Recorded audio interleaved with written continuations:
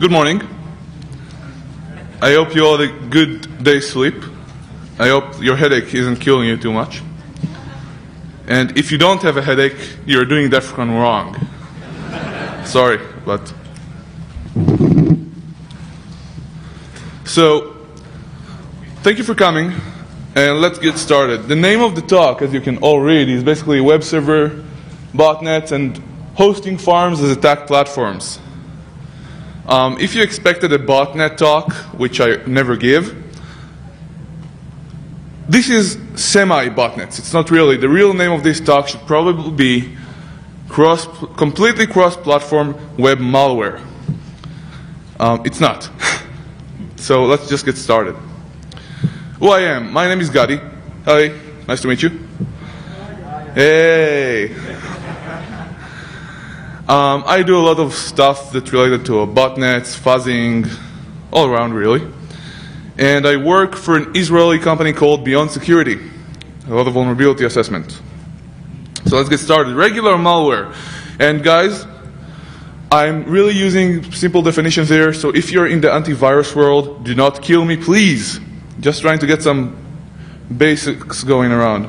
So, regular malware, and this is the disclaimer so nobody can say I'm wrong, often. Okay, anybody can say I'm wrong, but you get the point. So, platform specific, meaning it's written first for the operating system, right? It would run on Windows, it would run on Linux, or whatever other platform you would like. So, that's the code, the binary code. It's compiled for that, whatever else you want to say. Then, it propagates. I believe most definitions would say most malware propagates. Of course, not always. Trojan horses don't need to propagate, but you get a point.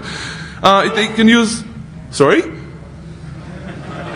I would actually like to hear that comment, if you can please share it with the rest of us. Oh, damn, I always wanted to say that. Okay. This is DEFCON, so I'm going to take my regular talk, insert a lot of fuck, shit, asshole, fuck, shit, asshole.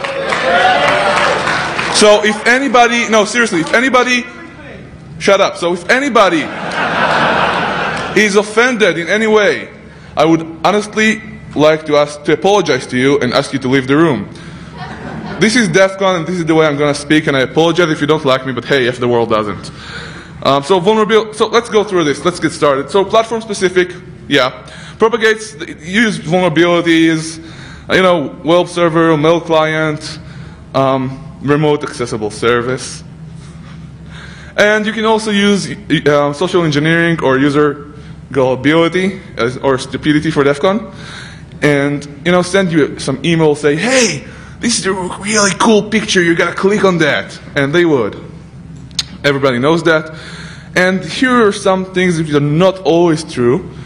It propagates randomly, meaning I can choose some addresses by some other means, but usually I'll just try and get as many samples out there as I can by blindly trying to infect everybody, and then some.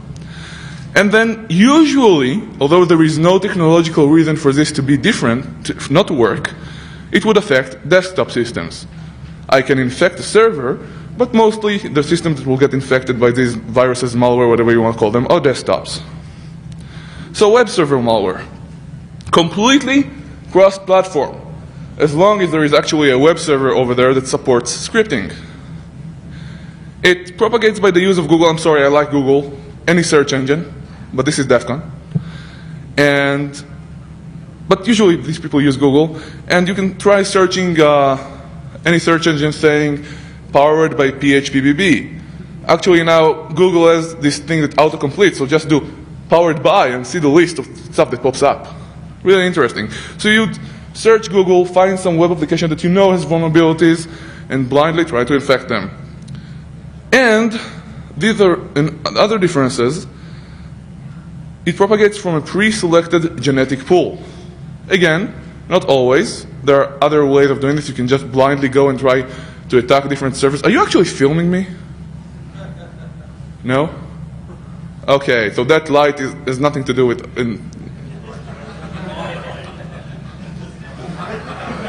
Anybody's been here at DEFCON in 2005? Anybody gone to the Mudge talk? Yeah? No? It's smudged. There was no abstract.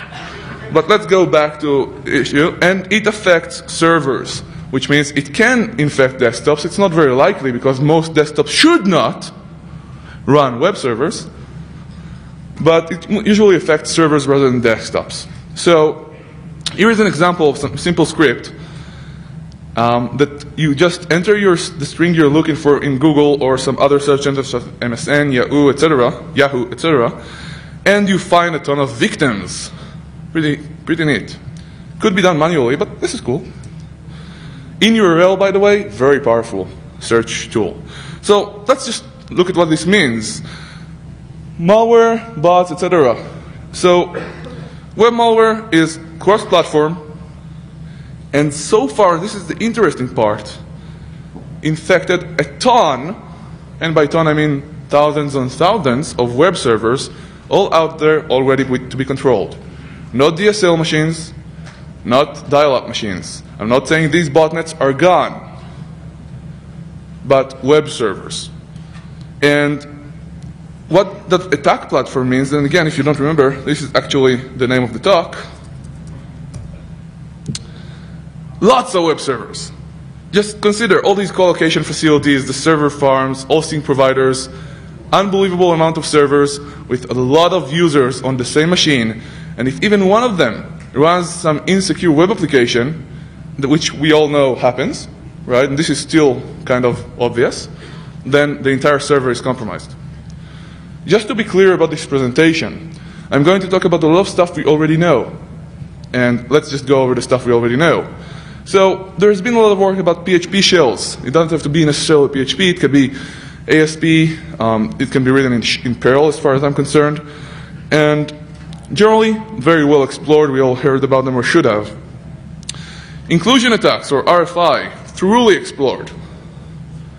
And we have seen a lot of shells, actual shells out there, such as the R57 shell, or as Joe Stewart called it, spam through, which was very interesting. He showed actually an entire botnet that sends a lot of spam, about 57, I think, thousand servers, sending a ton of spam out there. Most of it was shares, running shares, or stocks, or whatever you want to call them. And this was done purely by these web servers using R57 shells. And guys, if you want to talk, go all the way to the back because I can hear you. Yeah, you two, up in the front. Okay, let me try this. Hello! Yeah, you two. Thank you. Hi. Sorry about that. No problem. Can you share? Yeah, he lost his bag, so I'm putting a reward. What does the bag look like? Oh, hey. I put a reward, yeah. Oh, there is a reward for a bag. Anybody has a bag? Or is anybody a douche? I don't care. I should have asked. So, PHP shells. Okay, let's get started. PHP shells. I don't know if you've been to any of my talks before. 5 minutes, I just speak shit out my ass. So you're leaving now. You only cared about your bag. His bag. Okay.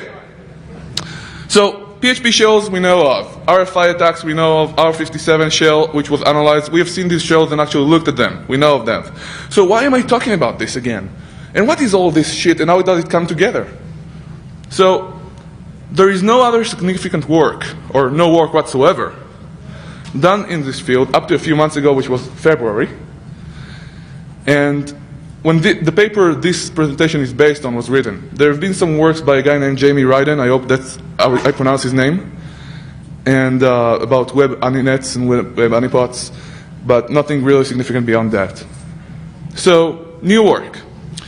There is my work in cooperation with Kfir Damari and Noam Rathaus, which is web server botnets and server farms as attack platforms. That was in Virus Bulletin on February. And of course, the great guys on the Honeynet project with Know Your Enemy web application threats. These web server threats with shells was a very small portion of the work, but still very interesting. Good guys.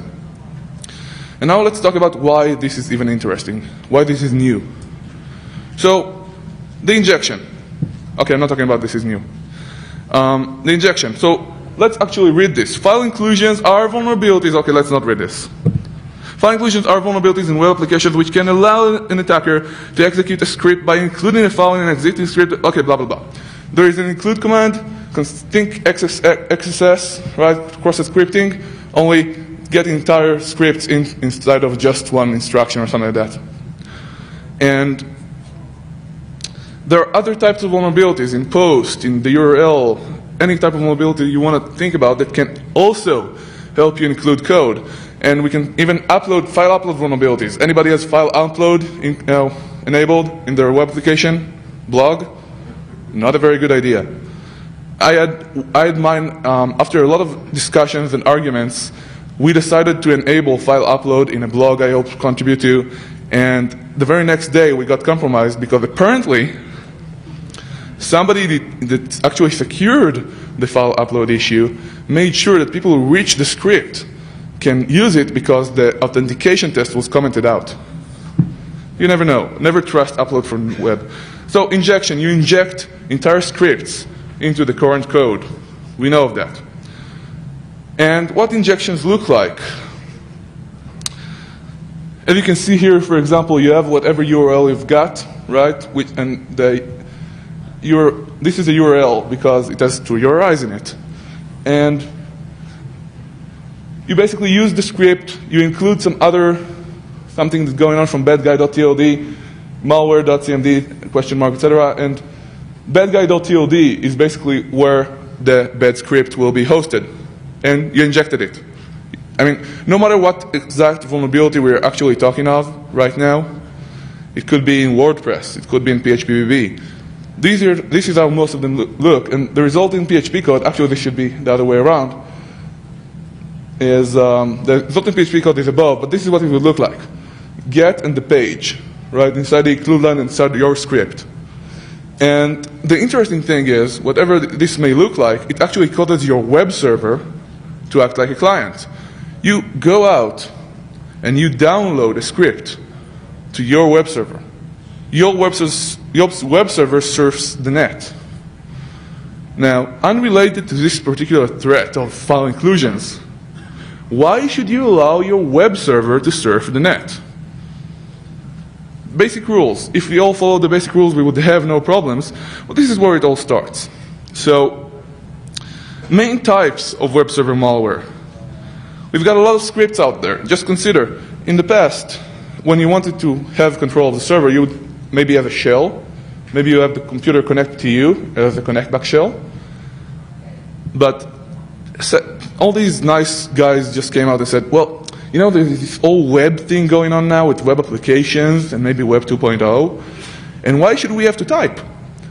And especially when there is a port that's always open because it needs to serve the public, right? That's port 80. We can connect to the web server, type in a URL to a file we injected into the web server, and have a GUI, have a web GUI, a user interface for our shell. That's much cooler, isn't it? Again, nothing new there. So we have other types, not just shells. We have what I call foothold grabbers, which are beachhead basically. Hey, you got control, now start uploading stuff and do whatever you want. We have the remote shell, which is basically an elaborate compromise tool. Run this command, download that, upload that, do this, whatever you want to do. And then we are starting to get to what this lecture is actually about, which is the bot. If we can upload scripts to do whatever we want, and these would of course run with the privileges of the web server, why shouldn't we upload bots? These are servers, strong lines, strong machines, we can use them. And we can use them for different things. It could be anonymous messaging, right? Somebody's on the phone right here. Guys, if you want to talk, go to the back. The cool people sit at the back. I never sit at the front. So, anonymous, did I just say I'm cool? That's deduction in the Newton way. Okay, so you would have loved me. So anonymous messaging, you can spam, you can do defacements. I mean, consider where this all started. Anybody ever visit ZoneH? Shut up, Warningwood. So all these defacements out there, people figured, hey, why should we just deface the page? Are you videotaping me? Can you turn off that blinking thing at least? No? Thank you.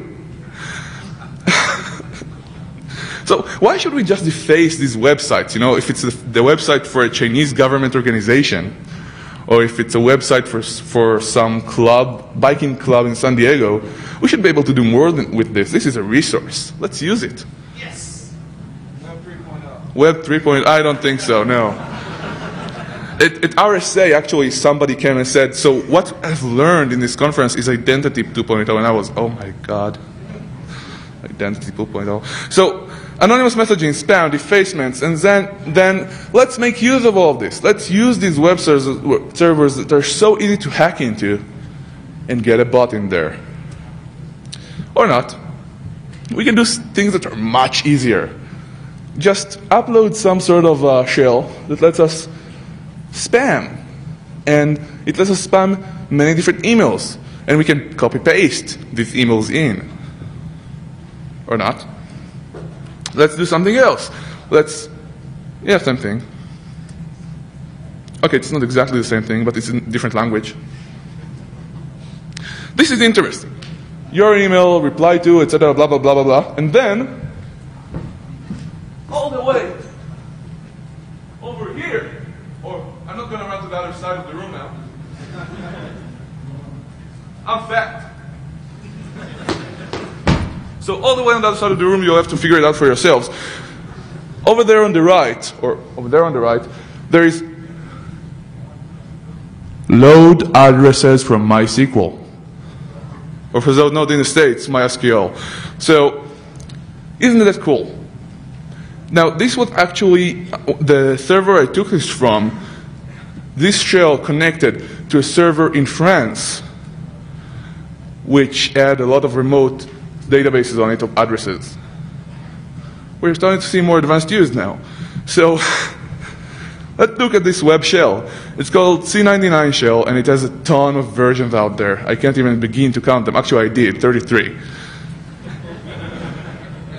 I didn't count last month, and there are a lot of stuff that the original authors didn't write and stuff like that. But as you can see here, we basically have a Linux machine running Apache, PHP 4.4.2. And this scrolls down. There are many other pages, and you can do pretty much whatever you want with that machine. It's yours. You own it. But let's stop now. Up to now, I actually did kind of speak out my ass and discuss file injections and PHP shells. Where are the botnets? So let me ask you a very serious question. Can somebody tell me what a botnet is before I continue? Yes, botnets in most cases violate other people's systems. In most cases, violate other people's systems. And add an actual application that runs in the server. For some purpose, you're. Did you say gay something? No, what? Oh, a web page. I hear out my ass. Or taking over some of the servers. Or collect the processes. Run commands. Okay, let me define what a botnet is. Not that you're wrong, but you're wrong. And the reason is definitions in the security industry are so much fun. We can define everything 20 different times for 20 different things, and we would always argue about it. The cheapest type of... Well, anyway. What's a bot? Can anybody tell me what's a bot? A robot. What? A zombie machine. A zombie machine, what? Software robot.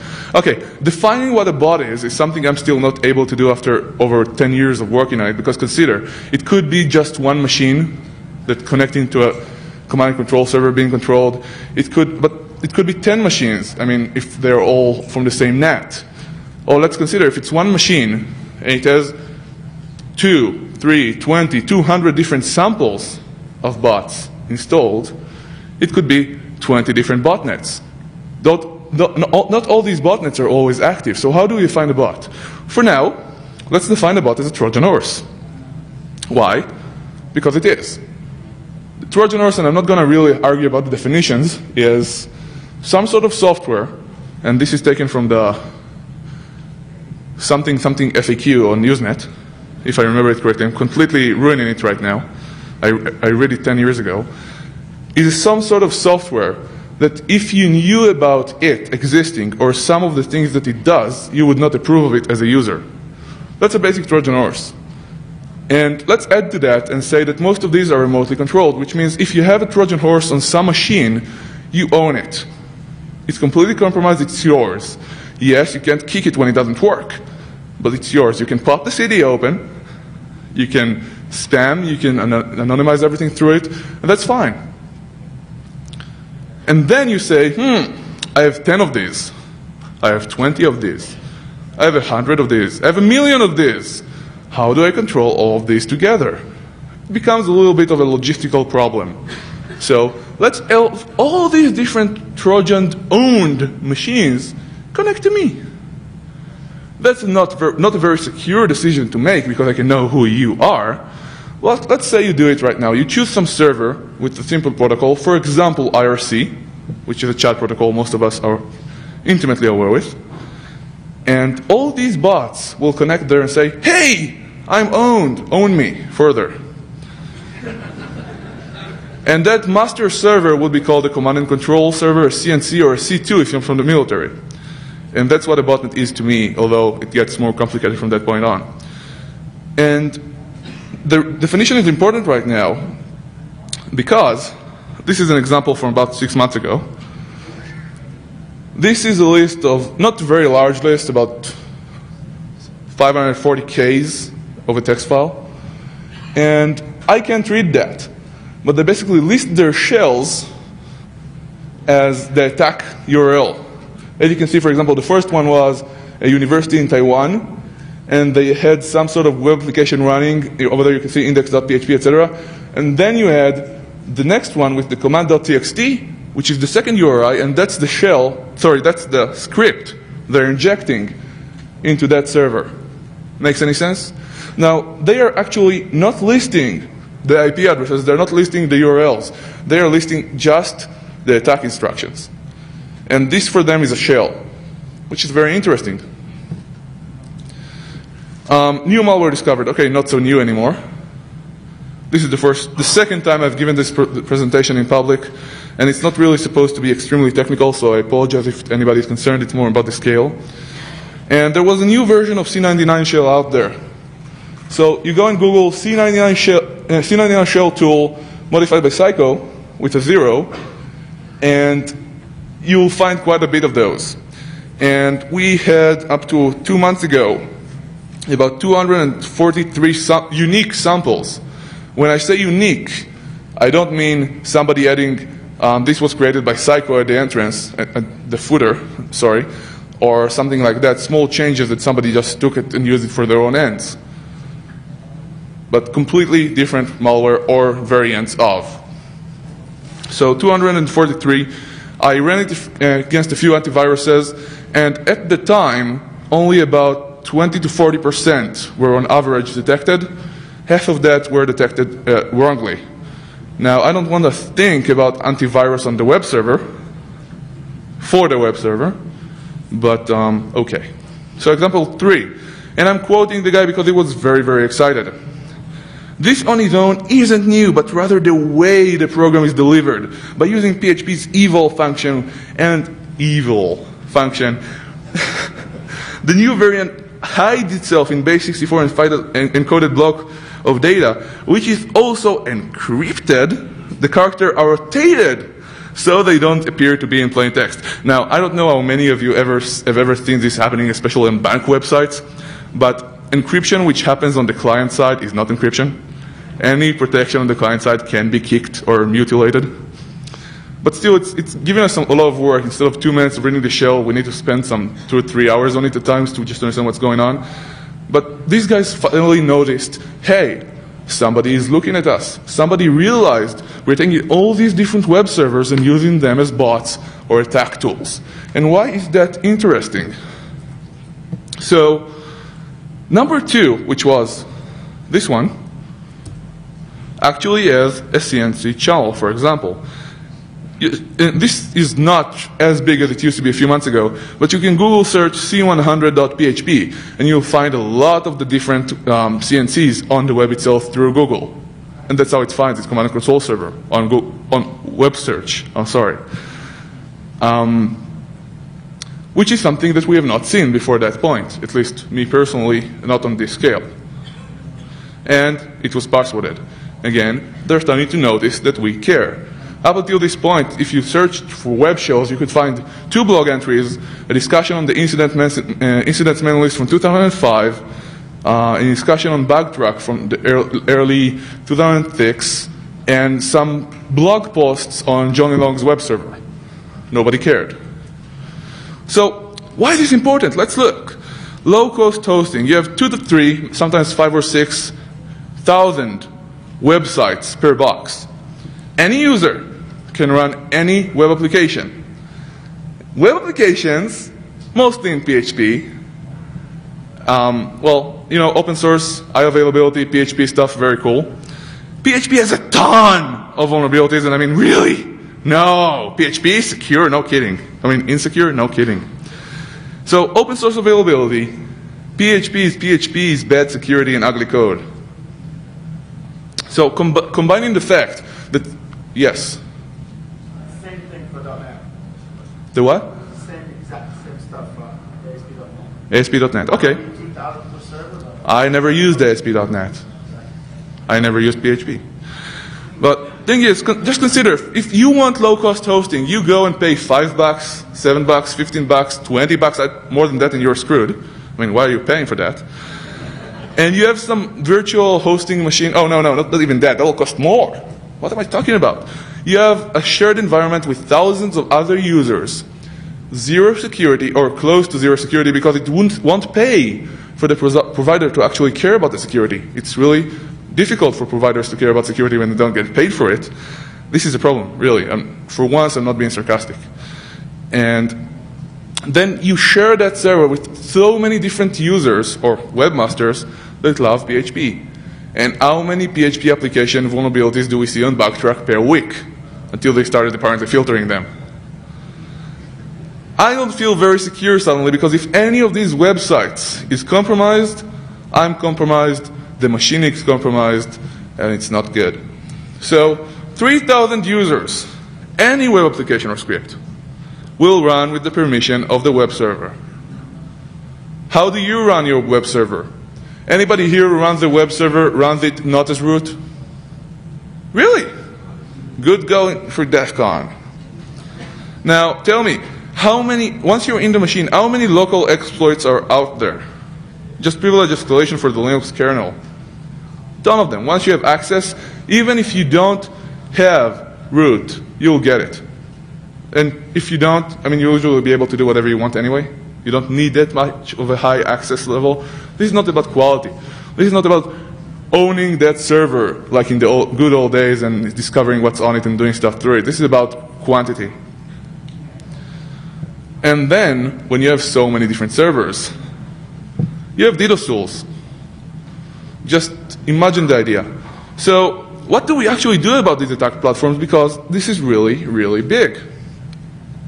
We can try to detect it. We can do VA scanning, you know, run, I hate saying that because it sucks, but you can try running Nessus.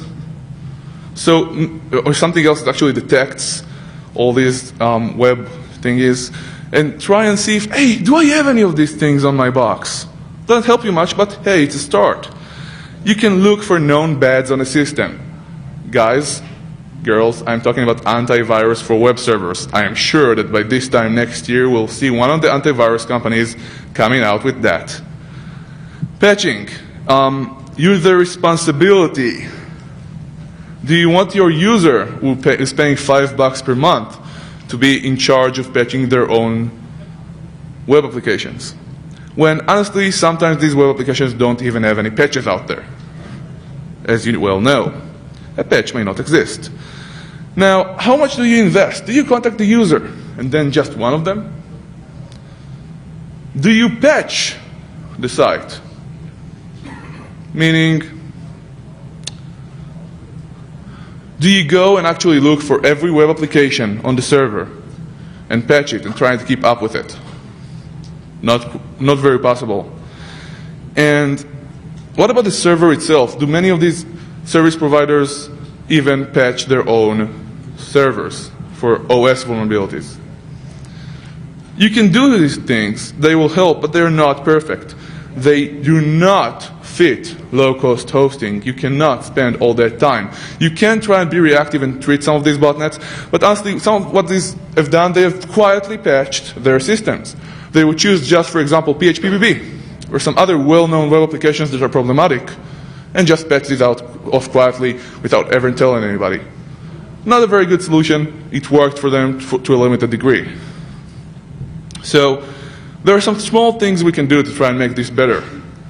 We can disable allow URL file open or URL include in PHP. There are some equivalents for other scriptable languages, but this is for PHP. We can try and run in virtual environment or root users, but what's the cost yet again? Pretty high. Doesn't really work. Don't allow surfing from a web server. My God, how many of us actually surf out of the firewalls to patch the checkpoint firewall or whatever firewall it is because we download it from the web? Any of us looked at our policies lately, if we are not the people who do this?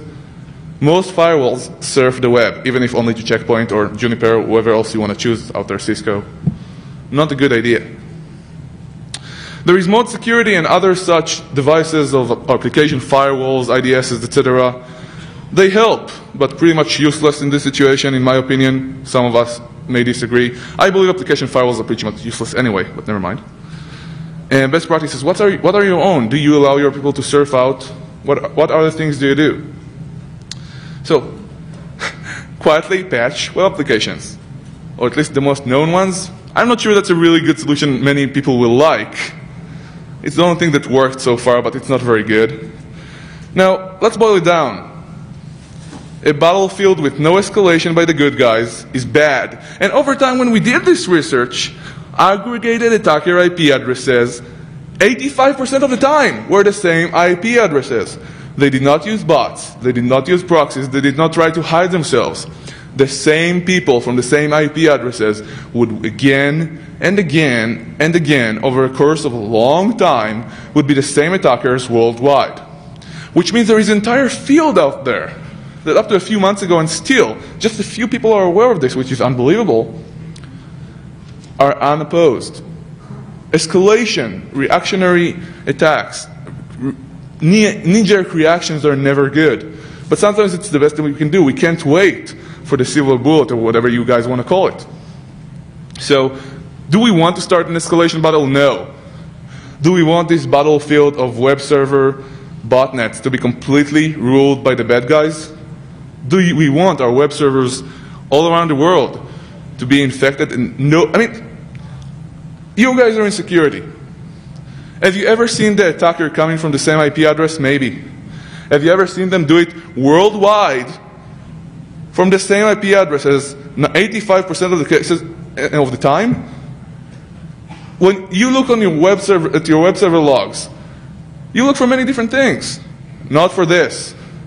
Many of your web servers, and I'm not talking about PayPal, I'm not talking about Amazon.com, these are very low-hanging fruit vulnerabilities.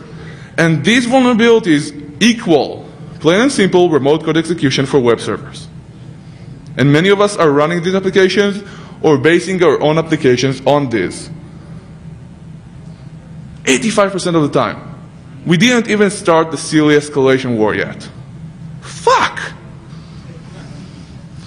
So, we can compare this to SMTP. You know, in the Open Relay days, the spam, everybody was running around saying, close your Open Relays, this is not good. Guys, do something about this. Spam ruled. Anti-spammers were few and far apart. This is pretty much where we are today, and the big guys don't have the money to cover it. And we can concentrate the problem to these providers. And in the news, there have been at least 2 very large providers of thousands of web servers, of each of them with that many websites, just this past year, who have completely been owned, entirely, in the news. How often do these things get to the news? So, we started the Web Honeynet task force. Originally, we called it the Web Honeynet project, but we didn't want to get in trouble with the Honeynet guys, which are really nice guys. So, we haven't really done much in the past few months because we finished our research projects and didn't really initiate any new ones. But we have 14 members. Some of them are the biggest collocation facilities around. And what we figure is, if we gather this information, we can gather the malware. We can know about it. We can not just see what infects us, but around the world and prepare better for it. We can discover the command and control channels. All these botnets just moved on to web servers. Hey, there you are, using the same old IRC technology. We can go to silly solutions that actually work to a limited degree, like IP blacklists. Without blacklists, as evil as some of us may think they are, the internet would not be here. No, the internet is not going to die tomorrow. The sun will shine tomorrow. We are not. This is not the cry wolf thing. IP blacklist really kept the mail servers alive because they can't handle the load. URL blacklist. I mean, that's the simplest thing we can configure. If this is an attack by URLs, we can just blacklist these URLs. Same as IP addresses. The same URLs are still being used. It's not as bad as it was a few months ago, but still. Webserver antivirus. Oh, come on. They'll rebrand the antivirus for this. It's like they rebrand McAfee keeps rebranding its IPS, so now they rebranded it for botnets. It may work. I didn't like the idea. So not saying anything bad about them. So you can join if you like and do some research. But let's talk about the impact. Just consider IIS botnets. Yeah. Linux botnets. It's a new ballgame. It's not just, again, these are there and they're the main thing. All these DSL and broadband cable bots all around. They're the main problem, but this is a new ballgame. And this is from obvious to not so much. IIS botnets, yeah, that's what I want to do. So defacement, spam bots, stolen databases. Stolen databases are pretty important. Just consider if you have access to the web server, why deface it? You can take the database. That's useful. And to be honest, defacements, I don't know if you noticed on ZoneH, but some of these go away. And the reason I noticed is that about 6 months ago, we started seeing forums, websites, legitimate websites, that you would enter, and as an unsuspecting user, you wouldn't even notice, but suddenly you see, hey, what is animated cursor 0 day doing on my favorite forum? And why are they trying to infect everybody on the forum? That's the defacements of today. Not, I mean, unless you want to do something like, hey, you Israelis suck, or hey, you Palestinians suck, you know, regular defacement type of stuff that's going on. Attack the web server, put in the malicious code, let users go on as usual. Just yet another way to infect people. This is all low-level noise. We can't respond to all these millions of incidents out there anymore. Just when something really big comes along, do we respond to it really? So what it is about, why this is new, it's the scale, it's the cost, and the fact that the bad guys just do whatever the fuck they want. And again, knowing about PHP scripts is fine, but there is close to no industry or community awareness of this. Again, it's DEFCON, I have to say it. Fuck. Hey. Hey, questions? Yeah. My main question, right, is why haven't we had the IS botnet? We did. We do have IS botnets out there. Well, but most IS PHP environments, right? He asked why do people not see IIS botnets, and I'm saying this is not a Linux problem. People do see IIS botnets. They are out there. You just need to look for them. You're not aware. Prove me wrong. Other questions? Yes. Speaking of botnets in general, not specifically websites. Yes. But how frequently do you see SSL being used in a command and control protocol? SSL for command and control. How frequently do you see? How frequently? I have no idea. I can pull a number out of my ass, but I honestly haven't really followed this for a while. We can continue the conversation a little bit later. Other questions? Anybody? Yes. Do you think that people start using these services for legitimate reasons and start working in that? They'll build their expertise in the community? Use botnets for legitimate purposes. Try. Distributed.net. I don't know. Yes. Publish your findings. What? Publish your findings, like bad ID lists, bad URL lists. Do you publish those? These are not published, but I have no reason to hide them, so I mean, I have the paper available online, the one I wrote for Virus Bulletin, same title. I did not update it in a while. No, sorry. Other questions? Yeah. Anybody? Yes. I did not really distribute the primary sources of attack by countries, but since does that matter online? Since when? I mean, yes, that's cool data, but I personally have not found it to be useful to see where the bots are located. What? Yes. Same IP addresses. Sorry, I do not have that data available right here. Yes. Any questions? Thank you very much for listening, and I'm sorry I didn't say fuck enough.